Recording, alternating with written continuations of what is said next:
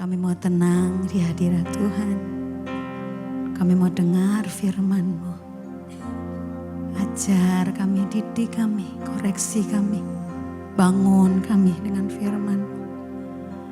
Bukan hanya kami bangga pada Tuhan, tapi Tuhan bangga punya anak-anak seperti kami. Terima kasih Tuhan. Engkau Tuhan tak pernah gagal, amin.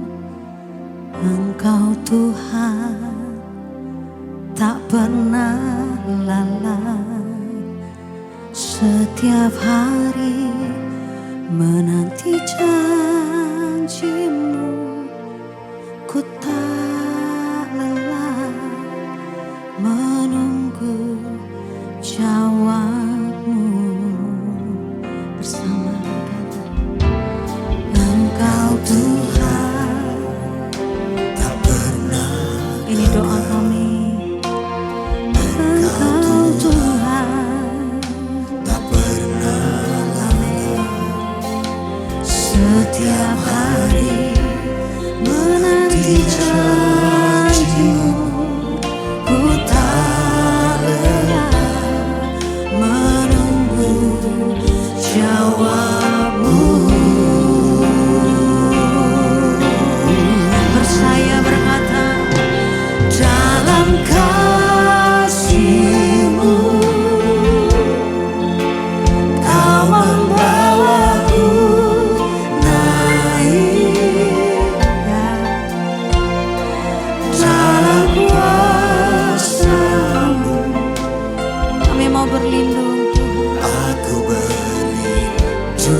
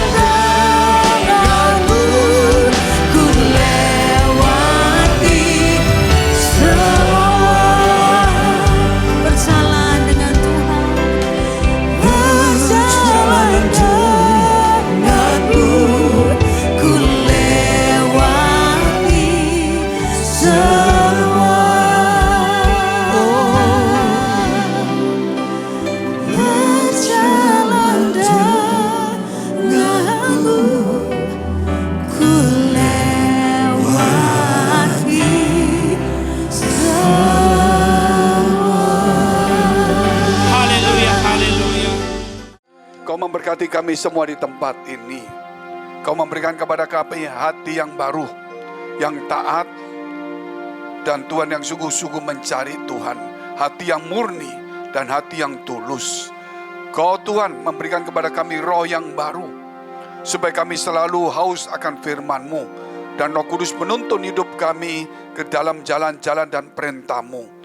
Kami percaya di dunia semua ini, Tuhan Engkau yang punya otoritas, Engkau yang berkuasa, Engkau Tuhan yang berdaulat atas semuanya. Tidak satu pun raja, pemimpin dunia, Tuhan yang bisa memutuskan sembarangan tanpa seizin Tuhan. Oleh karena itu kami menaruh semua harapan kami. Kami menaruh semuanya, keinginan dan hidup kami ke dalam tangan Tuhan. Supaya Engkau mengangkat kami, apa yang tidak mungkin menjadi mungkin karena nama-Mu. Tuhan, Engkau yang membuka jalan ketika jalan itu buntu. Dan kami percaya masih ada waktu, belum terlambat bagi Engkau untuk selalu menolong kami, memberi kekuatan kepada kami, memberikan kemampuan pengharapan kepada kami, memberikan semangat yang baru. Di dalam nama Tuhan Yesus kami berdoa untuk mereka yang dalam pergumulan, mereka yang dalam masalah persoalan dan pekerjaan, dalam rumah tangga, kesehatan, iman rohani mereka, dalam karir, studi, keuangan. Bahkan Tuhan kami berdoa juga untuk kesehatan setiap kami, supaya Engkau memberikan pemulihan, kesembuhan, kekuatan, dan Tuhan pemulihan, memberikan hikmat dan jalan keluar. Kami siap mendengarkan firman-Mu di dalam nama Tuhan Yesus. Firman-Mu yang menjadikan apa yang tidak ada menjadi ada. Firman-Mu penuntun hidup kami dalam nama Tuhan Yesus. Haleluya. Amin. Ya. Masih tetap berdiri, kita akan membaca yaitu ajaran di gereja kita tentang karakter Kristus. Karena mungkin di tempat lain sudah tidak ada, dulu sekolah ada, sekarang sekolah tidak ada. Jadi gereja akan selalu membawa setiap minggu untuk membaca dari hari Senin sampai dengan Minggu. Hari ini kita akan membacakan Mega Project yaitu hari Rabu. Ikutin kata-kata saya. Mega Project karakter Kristus hari Rabu. Murah hati, disiplin, penguasaan diri, kesalehan. Murah hati, disiplin, penguasaan diri, kesalehan. Silakan duduk. Shalom. Selamat tahun baru Kongsi Fajai. Saudara yang dikasihi Tuhan, kalau kita tahu pada tahun yang baru, kita harus punya namanya hati yang baru, hidup yang baru. Tapi biar hari ini juga kita harus punya karakter-karakter yang baru. Yaitu kita belajar untuk bermurah hati. Nggak gampang untuk menjadi murah hati bagi orang-orang yang belum melatihnya. Kadang-kadang kita murah hati itu kepada orang-orang yang menurut kita yang kita perlukan.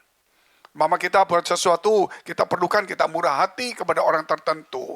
Tetapi kerap kali kita belum punya murah hati untuk hal-hal tertentu. Seperti mengampuni orang lain, orang yang bersalah pada kita, orang yang jahat pada kita. Bagaimana kita bisa bermurah hati? Belum tentu. Murah hati bukan bicara soal uang, tapi soal belas kasihan itu penting sekali. Demikian juga kalau kita hidup tidak ada kedisiplinan untuk mencari Tuhan, disiplin untuk membaca firman Allah, disiplin untuk ke rumah Tuhan, disiplin untuk mendekatkan diri kepada Tuhan, disiplin untuk menjauhkan diri dari dunia, seumur-umur kita di gereja ini hanya cuma satu tempat persinggahan aja. Nah, kita juga belajar untuk menguasai diri. Kalau kita tidak bisa menguasai diri, kita jadi kanak-kanak. Jadi ketika kita marah, kita mengeluarkan isi hati kita. Ketika kita senang, kita tertawa. Ketika kita rugi, bisa enggak kita tersenyum? Bisa enggak kita melihat bahwa semuanya itu bisa terjadi? Supaya Tuhan melihat kita, apakah kita ini bisa bersyukur, mengucap syukur kepada Tuhan. Itu menguasai diri enggak gampang. Sebagai seorang, ya maksudnya di dunia ini mau pengusaha, mau pegawai, semua harus bisa menguasai diri dengan baik. Bahkan juga kesalehan itu perlu kita latih. Saleh itu bukan berbuat baik. Saleh itu karakter. Nggak ada saleh itu milih-milih orang. Kalau berbuat baik bisa milih orang. Saya baik karena orang itu baik sama saya. Saya baik karena ada sesuatu. Tapi kalau saleh itu tidak milih, memang dia saleh. Jadi karakter. Baik itu memang bisa karakter, tapi lebih banyak juga dikuasai oleh banyak keinginan. Tapi kalau saleh itu tidak bisa. Oleh karena itu kita harus meningkat di dalam karakter ini. Supaya orang itu bisa melihat kita bukan cuma melihat ke gerejanya. Tapi melihat hidupnya adalah gereja Tuhan yang hidup. Oke, kita lihat dulu tema kita. Tekun mencari Tuhan. Tekun mencari Tuhan. Tekun itu hampir sama dengan disiplin. Ya, tekun mencari Tuhan, disiplin mencari Tuhan. Itu harus. Jadi jangan sampai ketika ada masalah, kita mundur. Diberkati, kita mundur. Saya ingatkan saudara, uang itu baik sekali. Bisa menjadi hamba yang baik, bisa menjadi hamba yang jahat, bisa menjadi Tuhan juga atas hidup kita. Jadi uang itu bisa untuk membeli orang, ya, bisa untuk menaklukkan orang, bisa untuk menghancurkan sesuatu. Tetapi jangan lupa, uang itu bisa menghancurkan diri kita juga. Hati-hati, saudara. Itu yang harus kita ketahui. Kalau kita tidak bisa memegang dengan baik, disitulah uang akan bisa menghancurkan kita. Kita tidak pernah sadar seperti itu. Oleh karena itu, mari kita lihat firman Tuhan, yaitu langsung saja Mazmur 105 ayat yang keempat, yaitu poin pertama, mencari Tuhan. Carilah Tuhan dan kekuatannya, carilah wajahnya, dikatakan selalu. Berarti kita harus disiplin, bukan kadangkala, tetapi selalu. Sama dengan kalau kita mau makan, kalau ada sesuatu kita harus selalu ingat, selalu mencari Tuhan.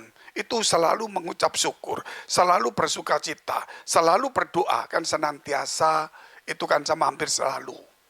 Jadi jangan lupa kata selalu, karena Tuhan tuh selalu menyertai kita. Amin.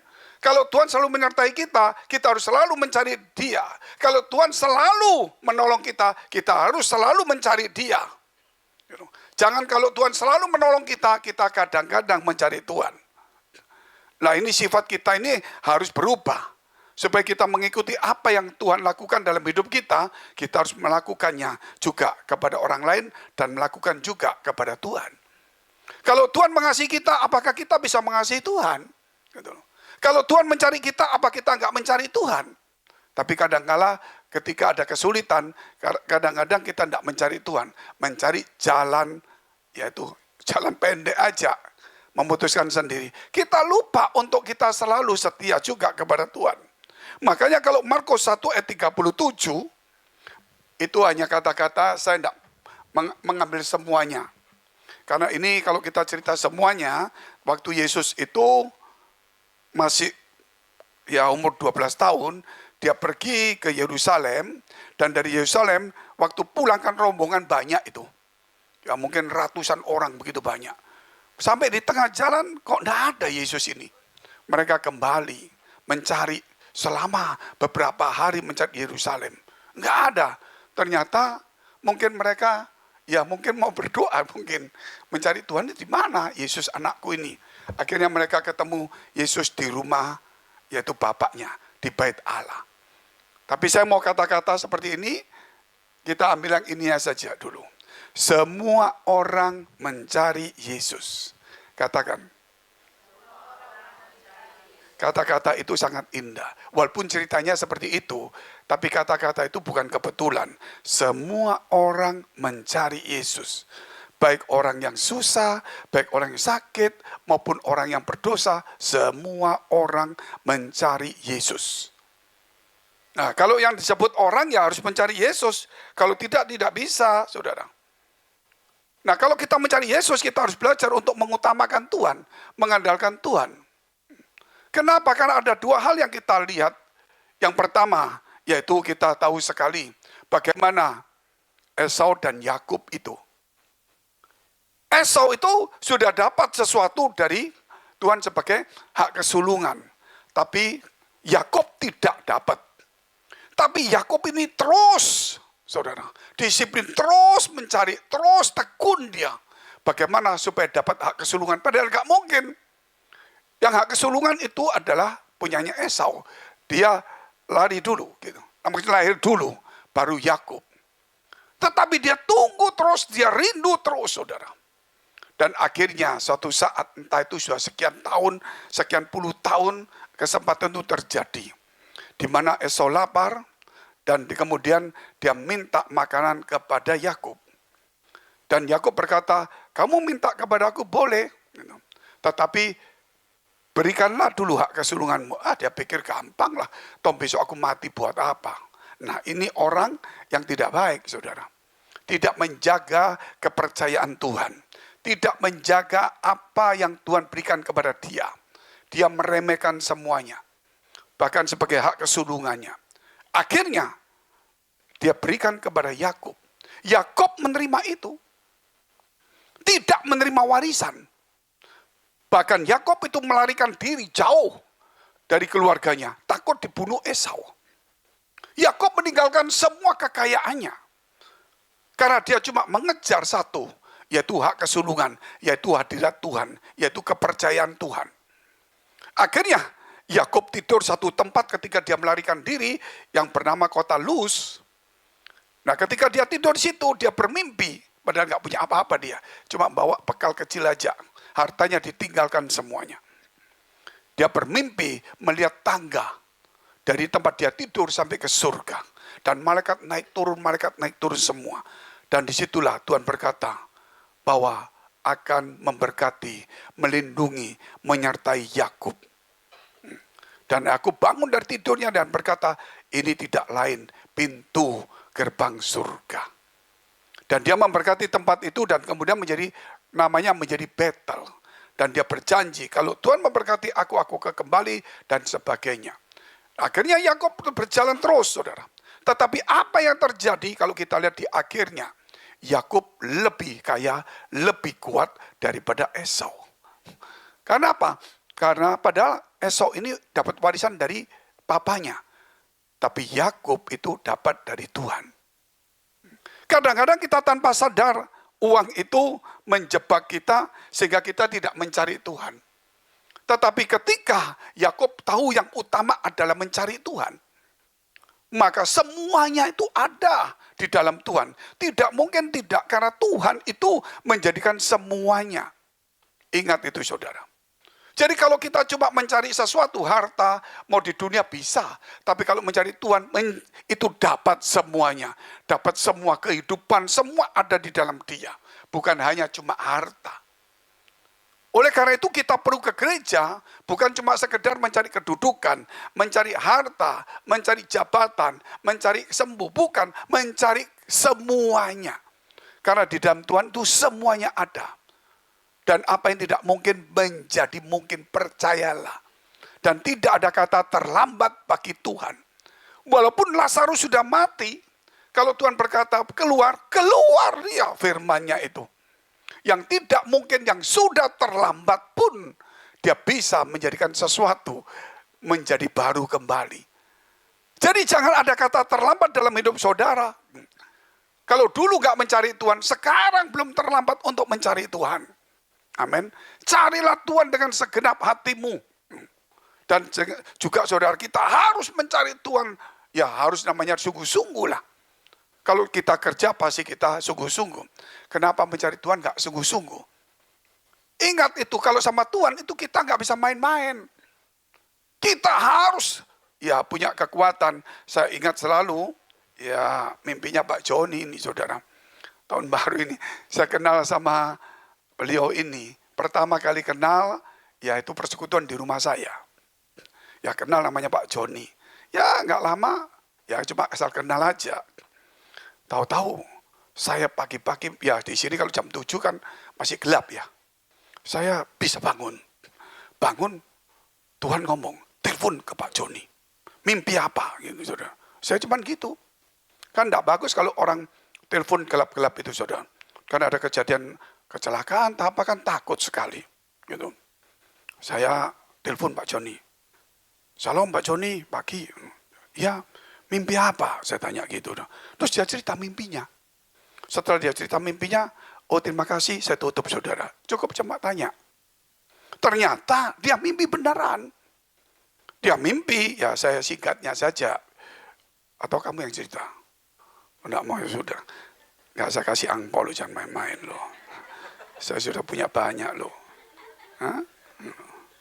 Hari ini saya mau bagi-bagi angpau, kamu enggak dapat lah. Ya mimpinya begini saudara. Ya ini potongan aja. Dia bermimpi karena situasi ekonomi lagi buruk lah saat itu. Betul-betul buruk. Singapura juga buruk sekali. Jadi hampir namanya kerjaan itu nggak ada semua. Saat itu dia bermimpi ketemu saya. Dan saya menawarkan dia. Mau cari kerjaan ya? Ya kurang lebih gitulah ya. Kerjaan. Oh mau gitu loh. Dia tanya, apa? Kerjaan apa? Satu. Apa? Perusahaannya apa? Bonafit. Ya. Terus kedua, tidak pernah bangkrut. Ketiga, produksi terus menerus. Dia pikir perusahaan apa? Gitu saudara. Perusahaan Bonafit tidak bisa bangkrut dan produksi terus menerus. Dia pikir, loh mau perusahaan apa? Waktu dia tanya perusahaan apa, saya nggak jawab. Dia bangun, ya salahnya dia toh, bukan salah saya gitu loh. Kenapa dia tanya nggak mau tunggu, nggak disiplin dia. Gitu dia. Akhirnya dia bangun, dia bingung. Ya apa ini ya? Dia tanya sama istrinya, bangunin. Aku mimpi, katanya gitu. Mimpi apa? Begini. Terus gitu. Bonafit nggak bisa bangkrut. Terus produksi terus. Ya itu Mar, aku bangun belum tanya gitu. Nah waktu dia ngomong gitu, saya telepon dia pas. Saya telepon mimpi apa gitu. Dia ngomong gitu, sudah saya tutup. Ya sudah saya tidur lagi. Saya tahu bahwa pekerjaan Allah itu tidak akan pernah kalah dengan yang lainnya. Ini kisah-kisah bagus sekali, saudara. Satu saat kesulitannya begitu besar sekali. Nah, dia akan percaya Yesus gitu. Saya juga sama. Ini belum gereja, saya bawa dia ke Belanda. Wah, nggak bisa, ekonomi sulit. Ayo pergi ke Belanda, ke Eropa pelayanan. Nggak bisa lah. Saya paksa dia berangkat. Tahu waktu pulang di airport kalau nggak salah ini. Kalau salah ya dimaafkan aja. Di airport katanya dia begini. Gitu. Dia dijemput, istrinya dicium kan sama istrinya.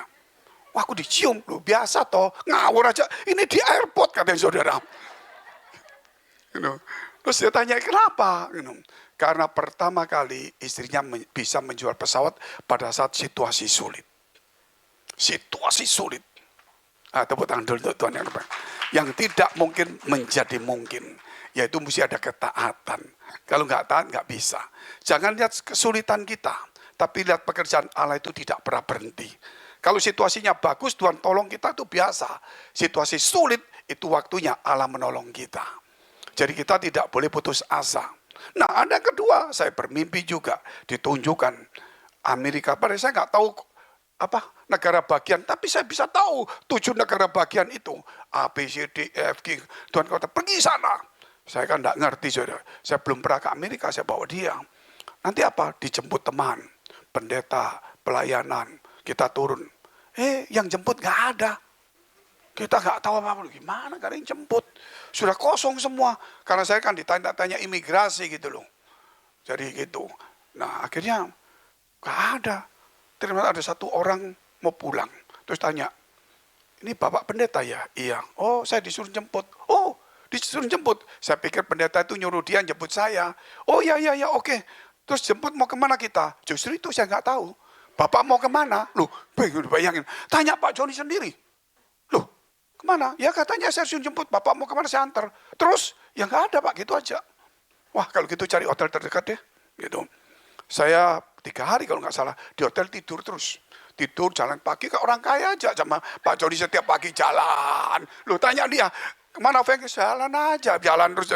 Kita ini ke Amerika loh. Ngapain gini? Ya jalan kaki. Loh, ini betul. 3 hari makan jalan kaki. Tuh saudara. Makan pagi. Ini kisah memang aneh.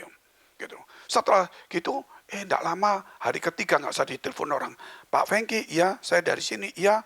Terus saya ini tahu deh Pak Fengki gini bisa khotbah. Nah itu baru saat itu hampir setiap hari saya nggak berhenti khotbah. Bukan di tempat teman saya, di tempat yang tidak terduga. Sampai di 7 negara, sampai di New York, sampai di mana lagi itu. Lupa saya tempatnya orang-orang kerja itu apa ya? Apa? Apa? Philadelphia. Keliling semuanya, saudara. Setelah itu saya kembali lagi. Pak Joni pulang. Saya nggak boleh pulang. Saya masih muter. Pak Joni pulang, jual pesawat lagi. Luar biasa nggak, saudara? Malah saya ngomong, Pak Joni, lebih baik setiap bulan kamu keluar. Supaya setiap pulang jual pesawat, saudara. Lama-lama kalau kamu nggak pulang, punya pabrik pesawat. Nah ini bukan harus selalu seperti itu. Tetapi Tuhan katakan benar melalui mimpi itu. Bahwa ikut Tuhan itu satu gereja ini bukan perusahaan yang cuma mencari uang, bukan. Tapi ini perusahaan Tuhan untuk jiwa-jiwa. Yang bonafit betul, yang tidak bisa bangkrut dan produksi terus. Artinya selalu ada jiwa baru, selalu ada berkat, selalu ada pertolongan, selalu ada pengharapan. Sebab itu dikatakan carilah Tuhan, jangan sampai tidak. Kita lihat dulu Ibrani 12 ayat 16. Apa yang terjadi? Ini sedikit untuk flashback lah, supaya saudara tahu bagaimana Allah bekerja di waktu yang tidak mungkin kita bisa dapatkan. Allah datang di waktu-waktu yang tidak kita duga. Allah datang memberi kepada kita kekuatan di waktu kita ada di paling bawah. Jadi jangan pernah mundur ataupun jangan pernah putus asa dalam hidup ini. Janganlah ada orang yang menjadi cabul atau mempunyai nafsu yang rendah seperti Esau. Nah ini saudara, yang menjual kesulungannya untuk sepiring makanan. Jangan sampai karena pekerjaan, jangan sampai karena berkat itu akhirnya kita menjual hak kesulungan. Nah tadi saya katakan, harta itu bisa membeli orang, bisa menaklukkan orang, bisa melakukan banyak hal, tetapi bisa menghancurkan diri sendiri. Gara-gara apa? Gara-gara makanan. Hati-hati.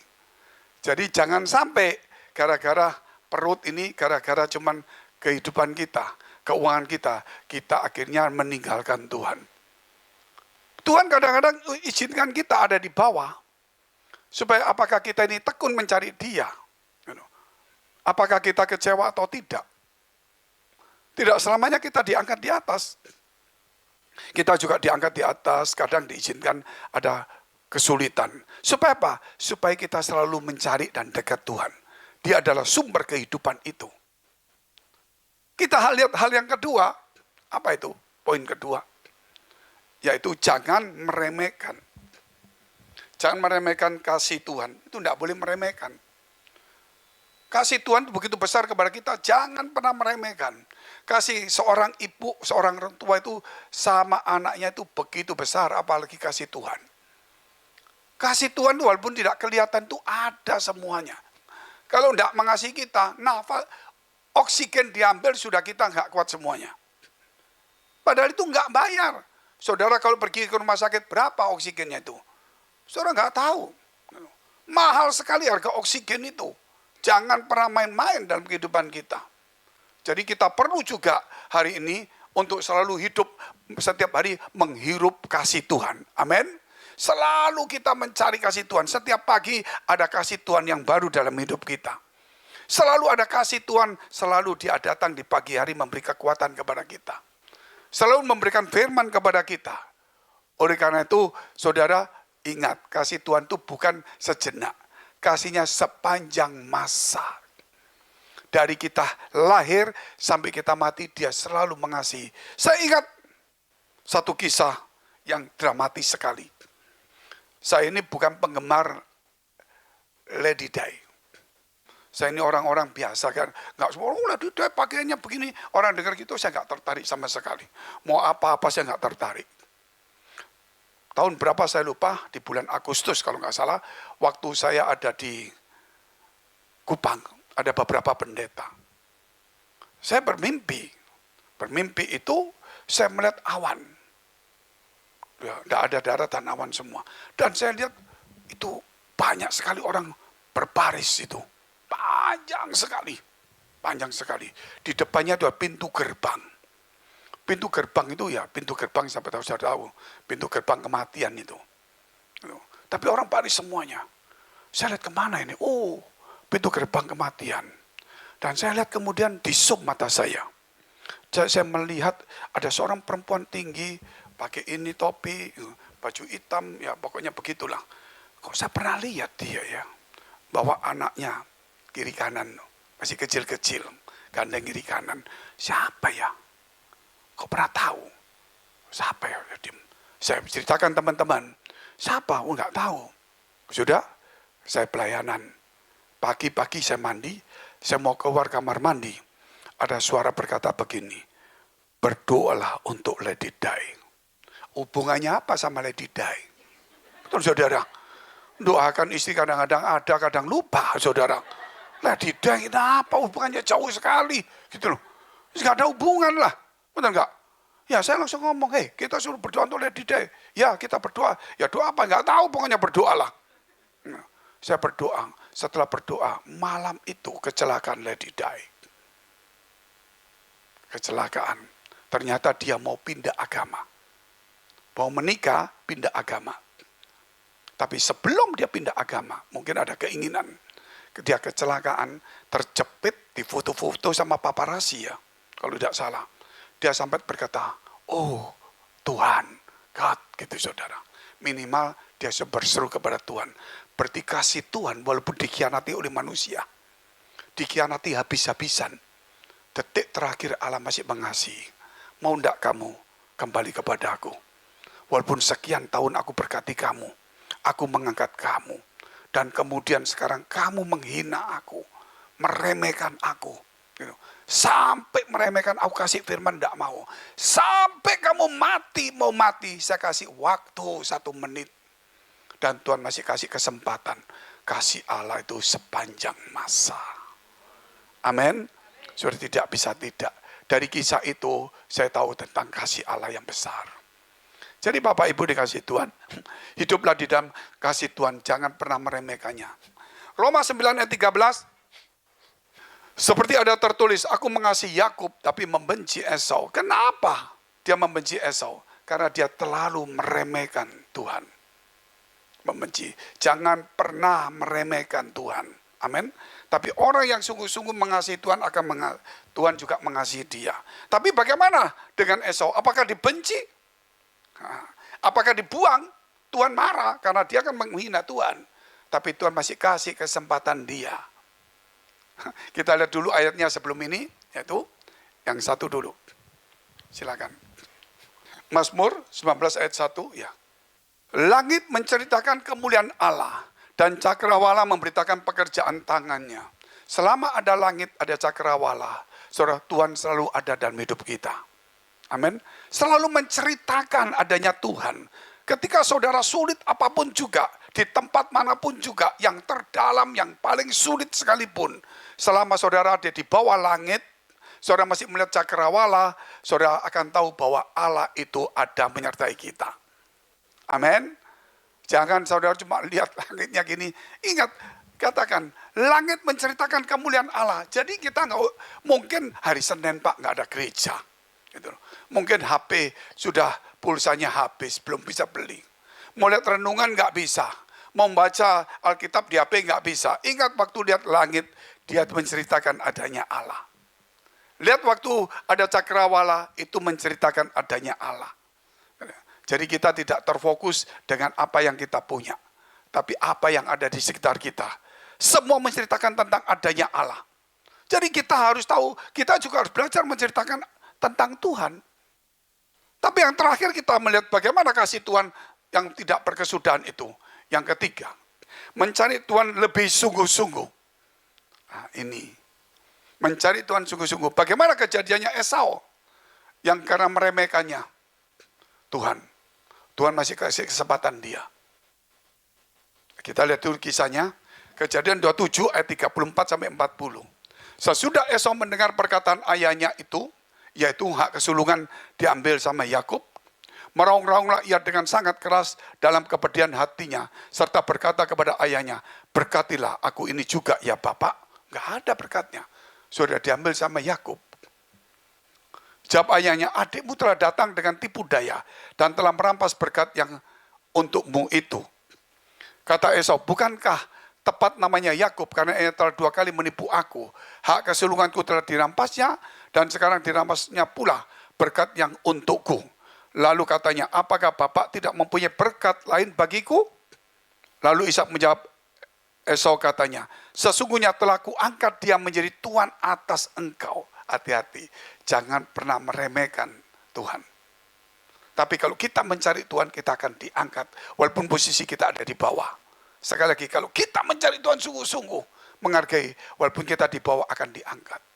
Kalau kita di atas meremehkan Tuhan, kita akan ada di bawah. Tidak ada yang lain. Dan segala saudaranya telah kuberikan kepadanya menjadi hambanya. Dan telah kubekali dia dengan gandum dan anggur, maka kepadamu apalagi yang dapat kuperbuat, ya anakku? Kata Esau kepada ayahnya, hanya berkat yang satu itukah ada padamu, ya Bapak?